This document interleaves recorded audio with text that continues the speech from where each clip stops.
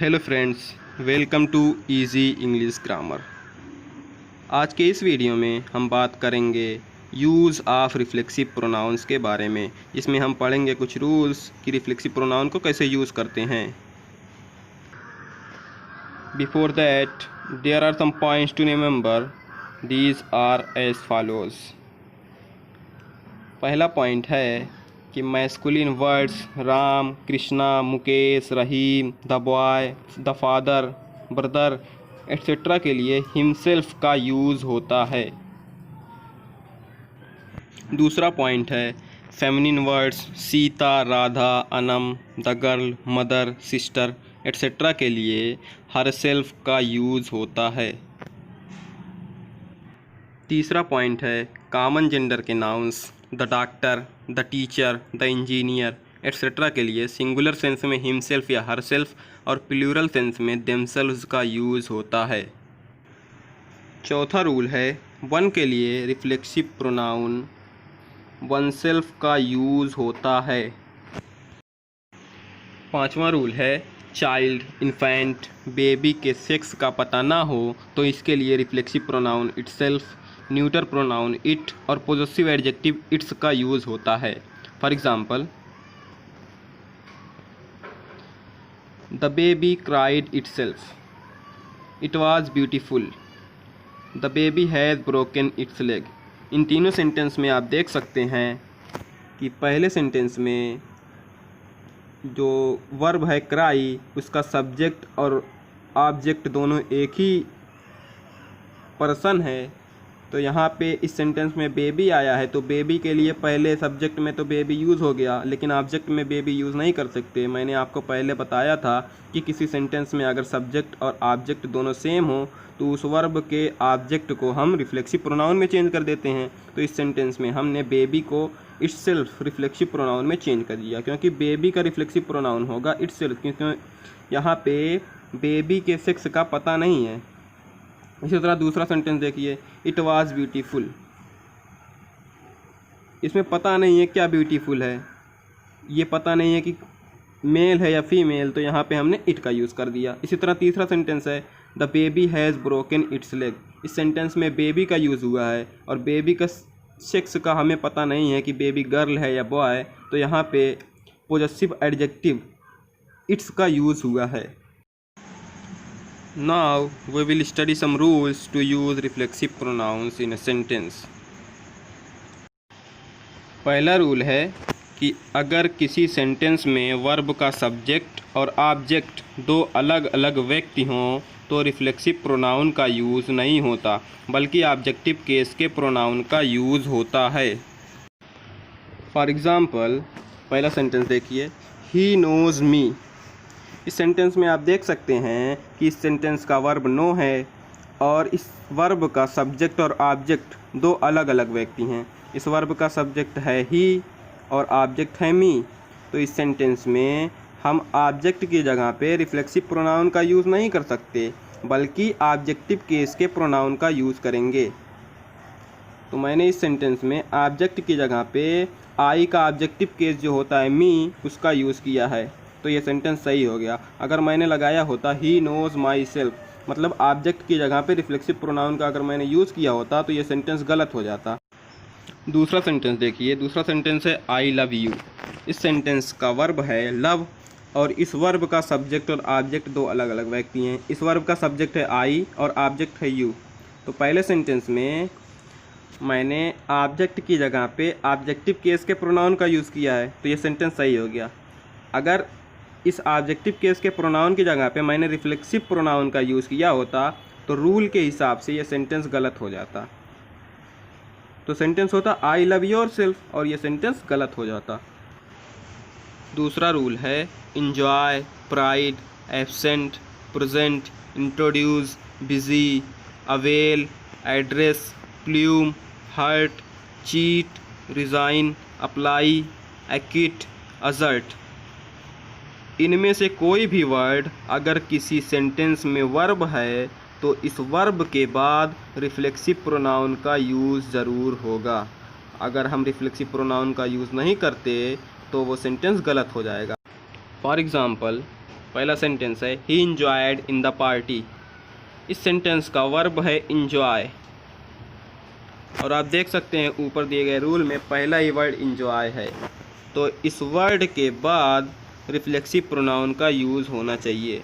लेकिन इस सेंटेंस में इंजॉय के बाद कोई भी रिफ्लेक्सिव प्रोनाउन का यूज़ नहीं हुआ है, तो ये सेंटेंस गलत हो गया।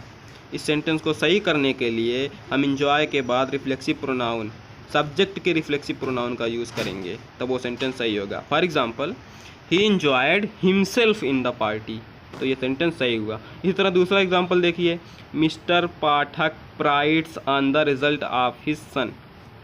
इस सेंटेंस का वर्ब प्राइड है, और ऊपर दिए गए वर्ड में प्राइड भी एक वर्ड है, तो इस वर्ब के बाद रिफ्लेक्सिव प्रोनाउन का यूज़ होना चाहिए।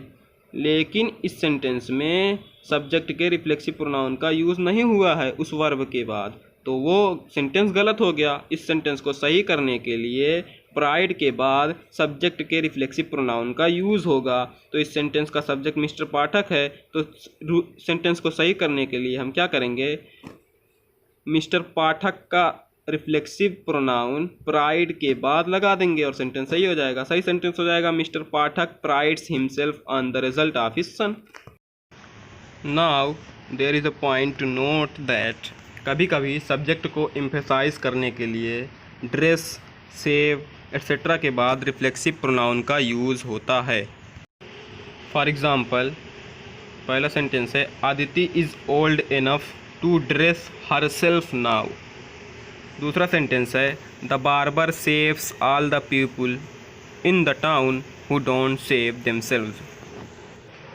तीसरा रूल है रिफ्लेक्सिव प्रोनाउन के साथ एपॉस्ट्रॉफी एस का यूज़ नहीं होता है, लेकिन पोजेसिव एडजेक्टिव प्लस ओन का यूज़ होता है।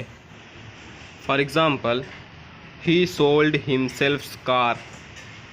इस सेंटेंस में रिफ्लेक्सिव प्रोनाउन हिमसेल्फ है, मैंने इसका एपॉस्ट्रॉफी लगाया, मतलब एपॉस्ट्रॉफी एस जोड़ा है, तो ये सेंटेंस गलत हो जाएगा। रूल यही कहता है कि रिफ्लेक्सिव प्रोनाउन के साथ एपॉस्ट्रॉफी एस का यूज़ नहीं होता है, लेकिन पोजेसिव एडजेक्टिव प्लस ओन का यूज़ होता है। तो हम जानते हैं ही का रिफ्लेक्सिव प्रोनाउन होता है हिमसेल्फ, और ही का पोजेसिव एडजेक्टिव होता है हिज। अगर हम हिमसेल्फ की जगह पे हिज प्लस ओन का यूज़ कर देंगे तो सेंटेंस सही हो जाएगा। तो सही सेंटेंस हो जाएगा ही सोल्ड हिज ओन कार। चौथा रूल है अगर किसी सेंटेंस में वर्ब प्लस प्रीपोजिशन का यूज़ हो और वर्ब का सब्जेक्ट और प्रीपोजिशन का ऑब्जेक्ट एक ही पर्सन और थिंग हो, तो प्रीपोजिशन के बाद रिफ्लेक्सिव प्रोनाउन का यूज़ होता है, ना कि ऑब्जेक्टिव केस के प्रोनाउन का। मतलब अगर किसी सेंटेंस में वर्ब के बाद प्रीपोजिशन आई हो और उस वर्ब का सब्जेक्ट और प्रीपोजिशन का ऑब्जेक्ट दोनों एक ही व्यक्ति या वस्तु हो, तो उस प्रीपोजिशन के बाद रिफ्लेक्सिव प्रोनाउन का यूज़ होता है, ना कि ऑब्जेक्टिव केस के प्रोनाउन का। For example my mother must look after herself. इस सेंटेंस में वर्ब है लुक, उस वर्ब के बाद प्रीपोजिशन आफ्टर का यूज़ हुआ है, और इस वर्ब का सब्जेक्ट है माई मदर और प्रीपोजिशन का ऑब्जेक्ट है हरसेल्फ। दोनों एक ही व्यक्ति हैं, मतलब वर्ब का सब्जेक्ट और प्रीपोजिशन का ऑब्जेक्ट दोनों एक ही व्यक्ति हैं, तो इस प्रीपोजिशन का ऑब्जेक्ट जो होगा वो रिफ्लेक्सिव प्रोनाउन में होगा। तो माई मदर है, मदर जो होती है वो फीमेल होती है, तो फीमेल का सिंगुलर में नॉमिनेटिव केस क्या होता है, सी होता है। सी का रिफ्लेक्सिव प्रोनाउन होगा हर सेल्फ, तो ये सेंटेंस सही हो जाएगा कि my mother must look after her self. अगर हम रिफ्लेक्सिव प्रोनाउन की जगह पे ऑब्जेक्टिव केस के प्रोनाउन का यूज़ करते तो सेंटेंस गलत होता, मतलब my mother must look after her. अगर सेंटेंस ये होता तो ये सेंटेंस गलत होता। पांचवा रूल है अगर किसी सेंटेंस में वर्ब का सब्जेक्ट और प्रीपोजिशन का ऑब्जेक्ट दो अलग पर्सन और थिंग हों, तो प्रीपोजिशन के बाद ऑब्जेक्टिव केस के प्रोनाउन का यूज़ होता है, ना कि रिफ्लेक्सिव प्रोनाउन का। ये रूल चौथे रूल का एकदम अपोजिट है। रूल है कि अगर किसी सेंटेंस में वर्ब प्लस प्रीपोजिशन का यूज़ हो और उस वर्ब का सब्जेक्ट और प्रीपोजिशन का ऑब्जेक्ट दो अलग वस्तु या व्यक्ति हों, तो प्रीपोजिशन के बाद जो ऑब्जेक्ट आएगा वो ऑब्जेक्टिव केस के प्रोनाउन का होना चाहिए, ना कि रिफ्लेक्सिव प्रोनाउन का। For example, the principal distributed the book among themselves. इस सेंटेंस में वर्ब डिस्ट्रीब्यूट है और प्रीपोजिशन एमंग है। डिस्ट्रीब्यूट वर्ब का जो सब्जेक्ट है वो द प्रिंसिपल है और एमंग प्रीपोजिशन जो है उसका जो ऑब्जेक्ट है वो देमसेल्व्स है। मतलब इस वर्ब का सब्जेक्ट और प्रीपोजिशन का ऑब्जेक्ट दो अलग अलग व्यक्ति हैं। तो इस सेंटेंस में प्रीपोजिशन का ऑब्जेक्ट जो होगा वो रिफ्लेक्सिव प्रोनाउन का नहीं होगा बल्कि ऑब्जेक्टिव केस के प्रोनाउन का होगा। तो जो सेंटेंस है the principal distributed the book among themselves, ये सेंटेंस गलत होगा।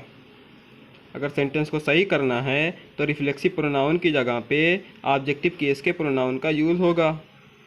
तो देमसेल्व्स का सब्जेक्टिव केस होता है दे और दे का ऑब्जेक्टिव केस होता है देम। तो अगर हम देमसेल्व्स को देम से रिप्लेस कर देंगे तो सेंटेंस सही हो जाएगा।